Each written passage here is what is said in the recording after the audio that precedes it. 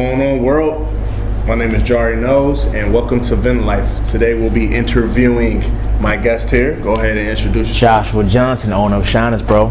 Congrats. We gotta do the Wakanda bump. I appreciate that. So yeah, man, just tell us a little bit about yourself. I'm originally from here.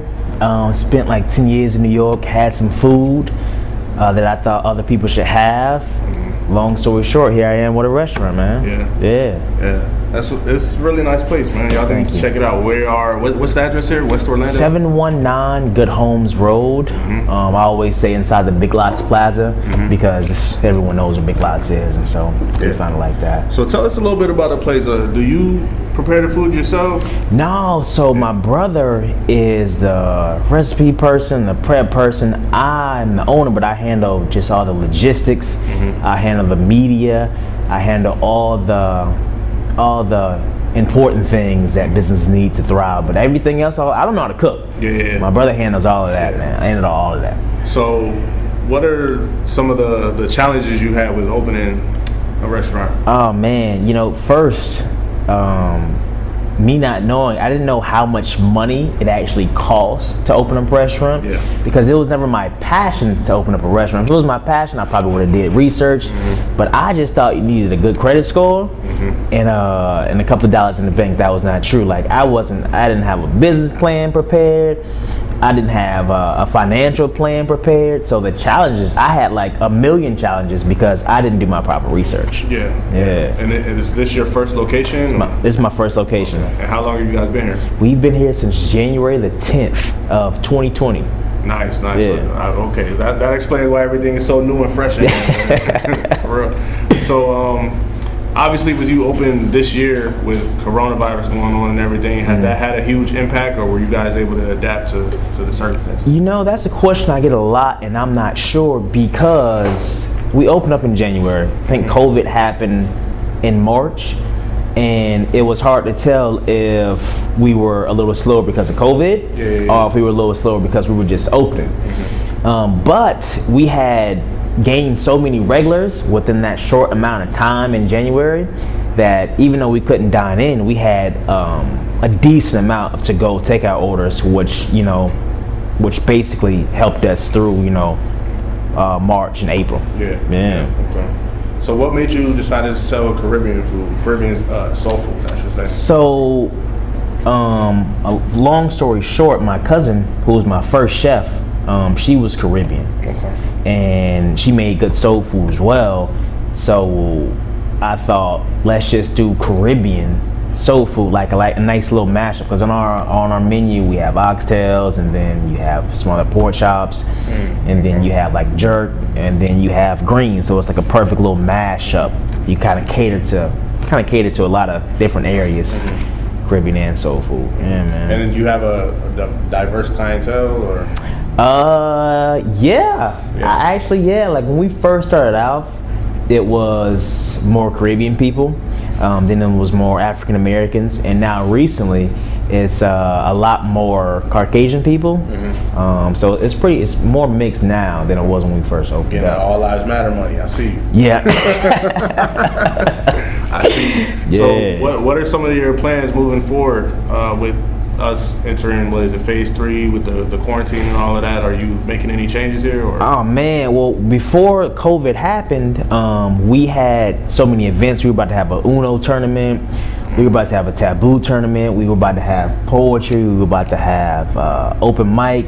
So now we're going to shift back to all of that and have things for the community, because bringing everyone together, the main concept was the community style tables, and to have Uno tournaments. Like, what restaurant holding an Uno tournament? Right. I wanted to have a Mario Kart tournament. I never lost a Mario Kart. So see, who you use?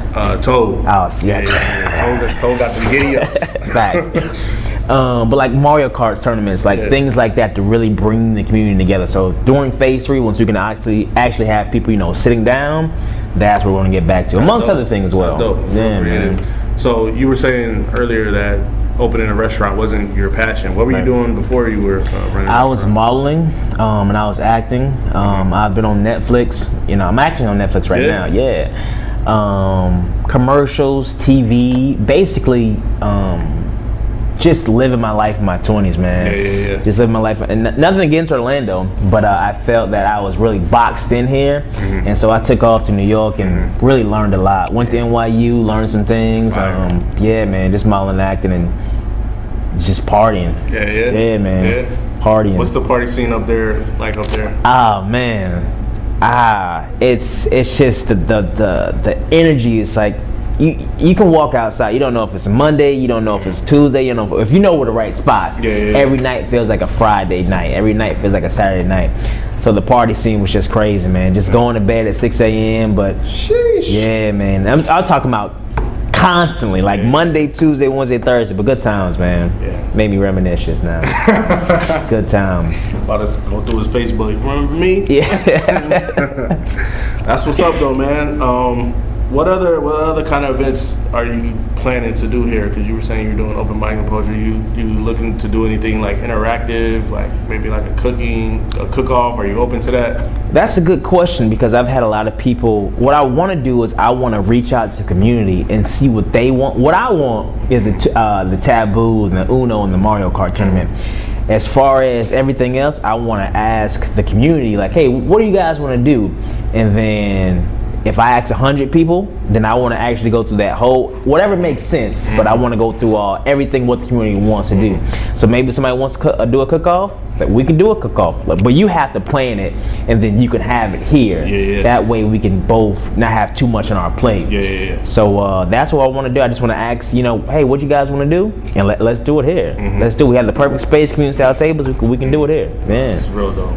So you were also saying that you run the restaurant with your brother. Usually people say it's hard doing business with family. Have you had that problem, or just been smooth? As far as my brother, none at all. What I've learned very fast was my brother has worked inside the restaurant business since he was like 17 or 18, maybe even a little younger. I'm 31. He's like 41, 42 now. He has experience in the restaurant business, so I learned a lot from him. Like I was blessed enough to have the money to start everything, but I had no issues because he knows a lot more than I know. I'm in my head. I kind of call it like Pippen and Jordan. Like he's Jordan, and I'm Pippen. Like even if I get the rock, it's give and go. So yeah, I would never say don't do business with family. I will say if you're going to do business with family in a certain business, make sure that family member has experience in that business. Because if they don't, what can they bring to the table? No matter how much you love somebody, what can they bring to the table? Because then you're going to have to train them as you go. Exactly. Like, I got my big brother, he's doing business with me. Well, what does he do? Well, he don't know how to do nothing, but we're doing business together. No, it doesn't work like that. This is a match made in heaven. Me and my brothers, you're going to hear about us a lot, man. A lot. That's dope, man. I'm excited. I'm looking forward to hearing from y'all, man. Thank you. Are you open to opening different locations, or do you want to keep everything centralized? Another good question. When I first opened, I was so stressed. When somebody asked me that, I would be like, I can't even think about like tomorrow. What do you mean the second location? But now that business has picked up after COVID, and after my brother he changed recipes and just took us to a whole nother level, different locations are definitely going to happen. I've already been approached by a couple of plaza owners like in like Winter Garden and more higher income areas saying, hey, would you be down with, opening up a shop in this area? Because first, it helps them bring foot traffic, and I'm a good tenant. So they talk to my owner, like, hey, does he pay his rent? Does it cause you any problems? Like, no, he pays his rent through COVID. So the more locations coming for sure. Not sure when, but they're coming for sure. Yeah, man. Do you have any locations in mind? I mean, outside of the ones that approach you?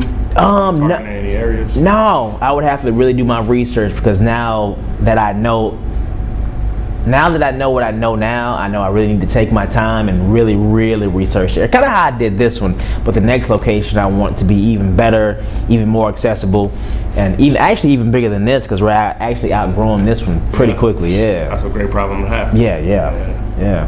So how'd you get in contact with Vynn Life? He approached me. I'm sorry.